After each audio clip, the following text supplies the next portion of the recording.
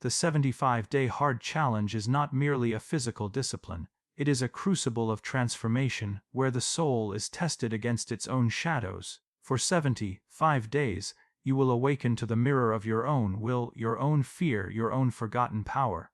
Do not think of it only as workouts, strict diets, or reading. These are outer symbols of an inner task. They are the scaffolding through which the self speaks. Each glass of water, each page turned, each drop of sweat is a dialogue with the unconscious, whispering, "You are more than comfort. You are more than habit. You are becoming."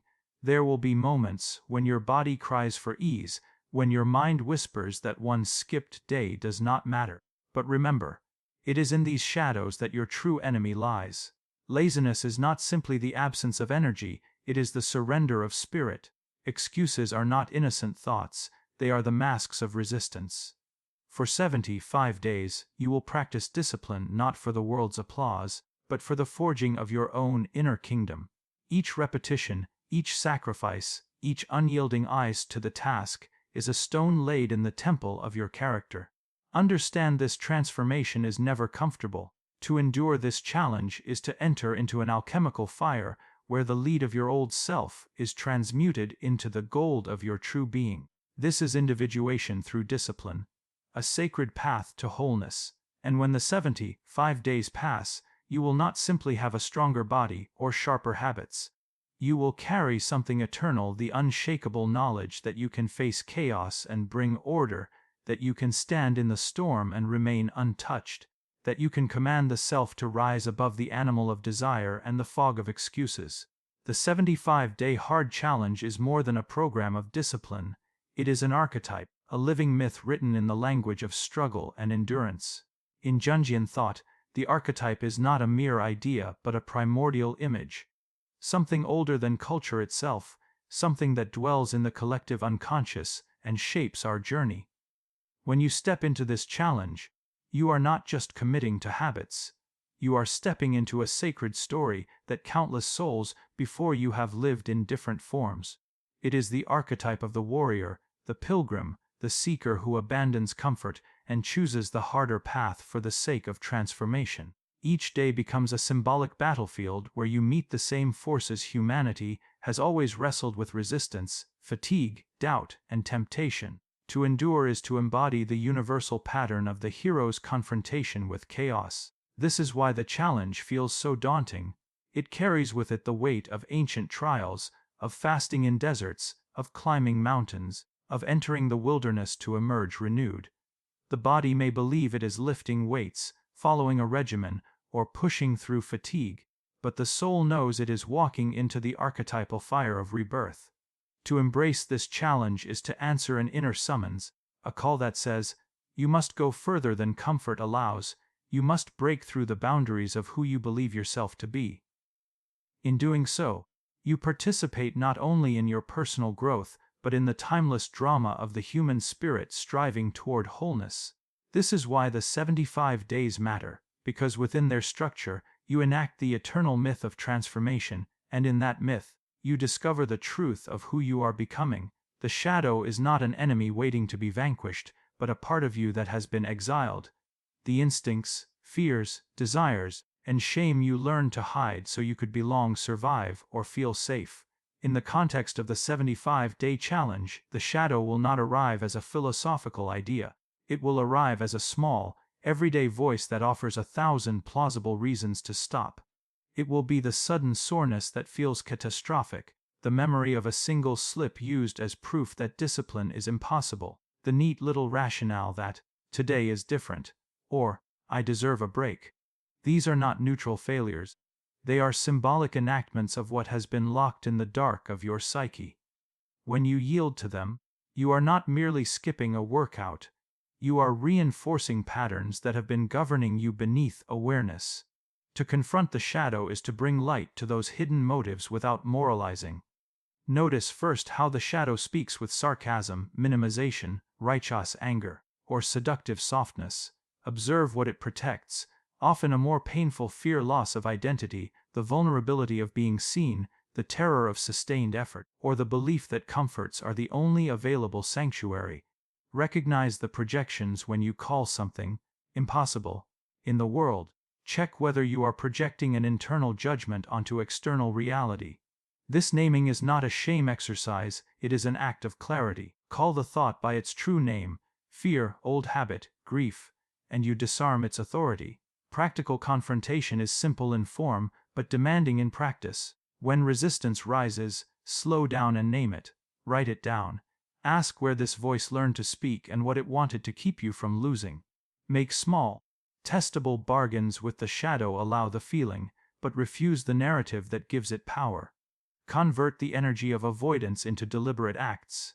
A brief walk instead of scrolling, one disciplined meal instead of surrendering to all cravings, 10 minutes of focused work instead of a parade of tasks that feel safe because they are endless.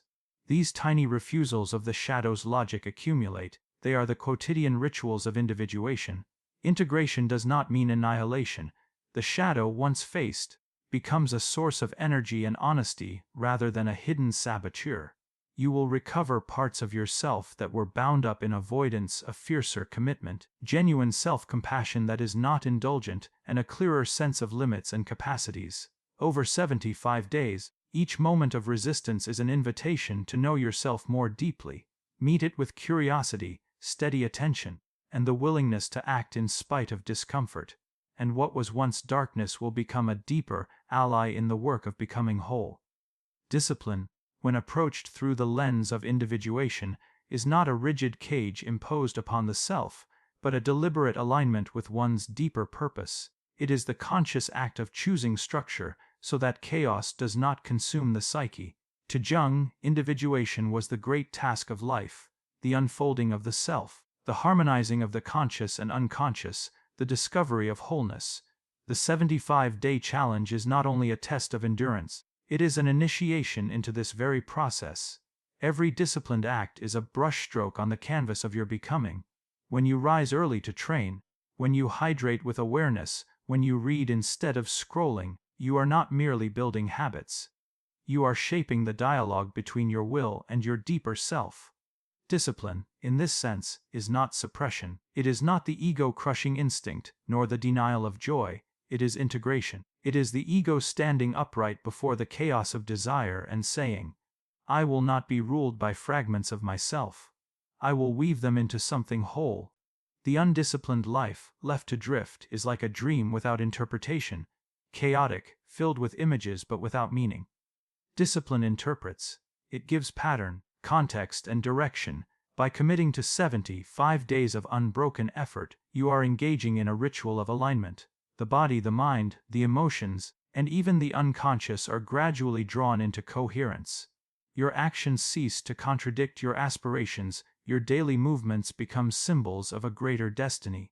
It is important to see that this discipline does not end with outward achievement. Muscles may grow, habits may sharpen, but what truly transforms is the inner architecture of the psyche.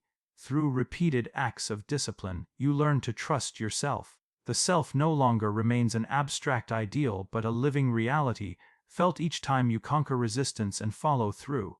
This trust is the foundation of individuation. For how can you become whole if you cannot rely on yourself to honor the path? Discipline, then, becomes a sacred practice. It is the scaffolding that allows the temple of your true self to be built.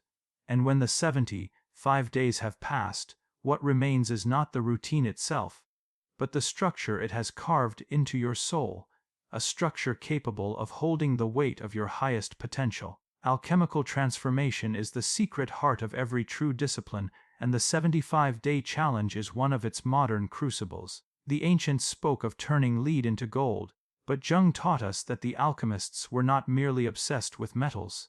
They were describing the transmutation of the soul. Lead is heaviness, inertia, the dull weight of habit and fear. Gold is clarity, strength, and the radiance of the realized self.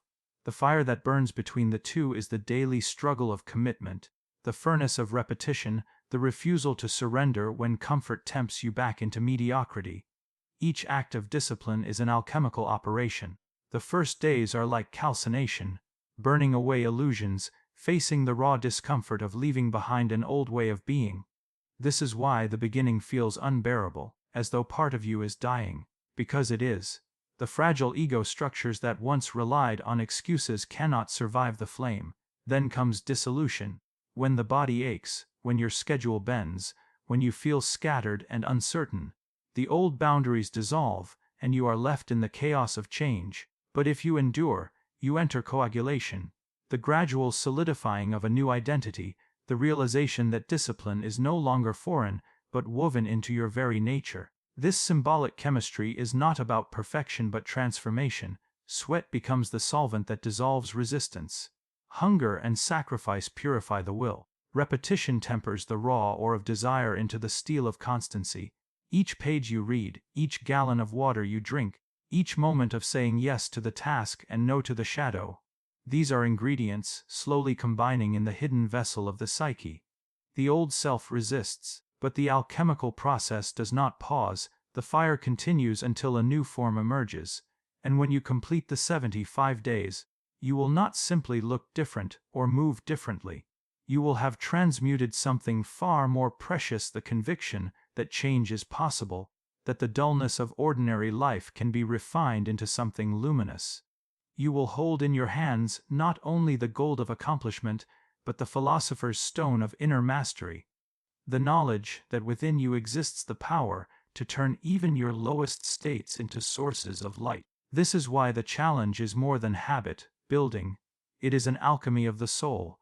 You are both the raw material and the alchemist, both the fire and the vessel. And as you endure the burning, you will discover what the alchemists knew all along, that the true gold was never outside of you, but hidden in the depths, waiting to be revealed by the fire of your own will.